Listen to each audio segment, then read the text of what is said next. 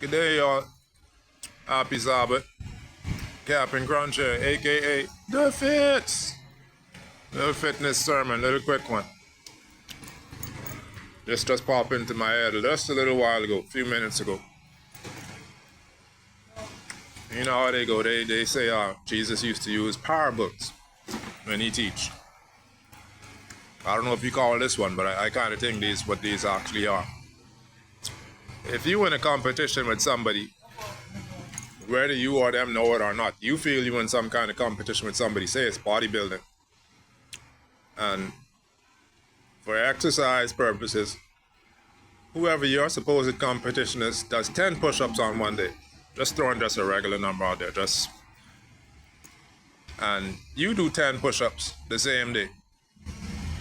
Sort of speaking, y'all would be kind of, close as far as results-wise when y'all get on stage. If that person who your competition supposedly is misses a day, and even if you do one push-up on the day that they miss, that would still technically give you a bit of an advantage. If that person comes back and does 20 push-ups, and you miss out a day, then they're ahead of you by, call it 19 push-ups, as far as results go. Either way, at the end of the day, your objective is to effectively, not say overwork, but effectively maximize and try to do more than your competition is doing for yourself, on yourself, as far as building your body. But you got some folks who don't always do things the right way, the good way, the fair way. So some people might say they're ruthless or whatever, sabotage, whatever it is, but if you've been in competition before of some kind, not everybody always plays by the rules or plays fair. So you got somebody, like how I was saying, for some whatever reason, I don't know if it's entitlement or whatever, you got somebody that's been cranking up and working out, exercising probably their whole life, and somebody decides, oh, they want to do this too.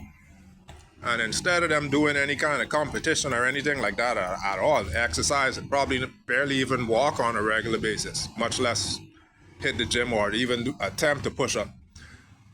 Try to walk inside the building, can't even get inside the building for starters, claiming they want to be in some kind of competition. They ain't even going to let you on stage nowadays if you walk through the building and say you're going on a competition and you look like Grimace or something like that. How would you expect to match up or consider yourself effectively a competitor of the level of competition you was trying to go into if you ain't ever did none of the work to try and do anything? But you've been seen trying to drag down others that you quote-unquote call competitors. That was actually valid competitors in competition. That's not the way it's supposed to be. I never thought so. I always wanted to be as good as I could be as far as what I was doing. Like I said, I never really been on a bodybuilding stage, but my workout's a little bit different. I saw the size wasn't coming on like how I wanted people to build mass and stuff like that, so I started working on strength. Side effect, I still end up having a fit-looking physique for the most part, off and on depending on what happens or what's going on around me. But you'll notice the things that happen that detract or try and drag folks down sometimes when they're trying to do what's right. God points you in the fitness direction. The body is the temple. That should be kind of, self-explanatory, whether you've heard it before or not. Once you come to grasp with that, reality, you think God would appreciate you making his temple cool to be in? If that's where, he comes in, if, it's the Holy Spirit or whatever. Or, like I was telling one of my co-workers, you got two Mercedes sitting in a driveway on a car lot. One is a brand new one, say 2025, and it's got a huge mash and a dent in it someplace. And you got something that's 30 years old, runs perfectly, no bumps or scratches or anything like that on it. Which one you think somebody's going to pick and choose if they ain't a mechanic ordinarily and they for the same price? I'd go with the older one. Why? It's been proven already. You don't know what you're going to get when you take that old mashup thing off of the lot. But Somehow people want to try and still promote that brand new mashup thing. Clearly wrong, problematic. That's when people have to use their head sometimes. Noah built that ark, people were scoffing and carrying on and making fun at first. Then the rain started.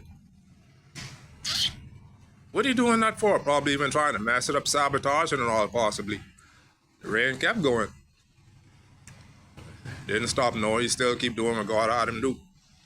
People probably still saying then the water started getting to a certain level and maybe they kind of started having some questions as far as what was going on. It probably perhaps might have not have been as funny as I guess it had seemed in the beginning. You can imagine how they started carrying on when they probably had to realize there was such a thing as swimming. So those who probably could have and couldn't have, well, I guess things kind of got drastic. You can imagine, you see in some of the movies, like that Brad Pitt movie, people trying to jump on the boat. What is this? World War Z or something like that, them kind of movies. Noah's Ark. Your body is the temple, you work on you. So when whatever it is God might have you need you or want to do, or you might have to do for yourself, you'd have the best opportunity to be able to actually do that. Anyway, y'all could go and expand on that for yourselves.